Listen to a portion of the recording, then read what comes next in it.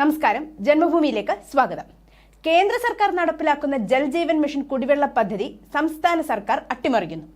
Kochi smart city പദ്ധതിയുടെ ഭാഗമായി കുടിവെള്ള പദ്ധതിക്ക് വേണ്ടി അനുവദിച്ച 752 കോടിയുടെ കേന്ദ്ര പദ്ധതി കൊച്ചിക്ക് ആവശ്യമില്ലെന്നറിയിച്ച് സ്വയം പിന്മാറി. പകരം അധിക തുകയ്ക്ക് വിദേശ കമ്പനിക്ക് കരാർ നൽകി. ADB വായ്പയുടെ മറവിൽ എസ്റ്റിമേറ്റ് തുകയുടെ 21% അധിക തുകയ്ക്ക് വിദേശ കമ്പനിയായ സോയൂസ് പ്രോജക്ട്സ് പ്രൈവറ്റ് ലിമിറ്റഡിനാണ് കരാർ നൽകിയത്.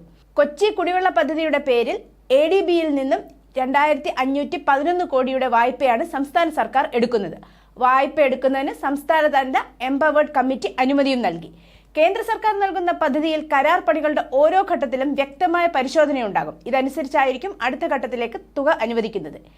ADB വായ്പയാണെങ്കിൽ പരിശോധന കൂടാതെ തുക ലഭിക്കും. വായ്പയുടെ നിബന്ധന പ്രകാരം ജലവിതരണം സ്വകാര്യ കമ്പനിക്ക് നൽകുമ്പോൾ വെള്ളത്തിന്റെ കച്ചവട മൂല്യം കൂടുകയും സേവനങ്ങളുടെ നിരക്ക് സാധാരണക്കാർക്ക് താങ്ങാൻ കഴിയാത്തതായും വരും.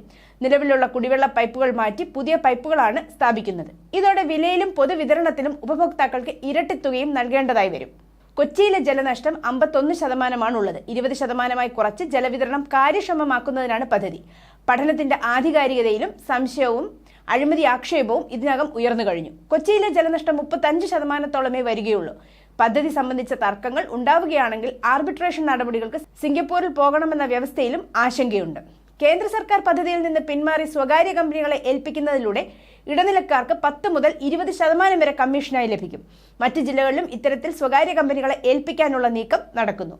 News desk, Janmabhumi.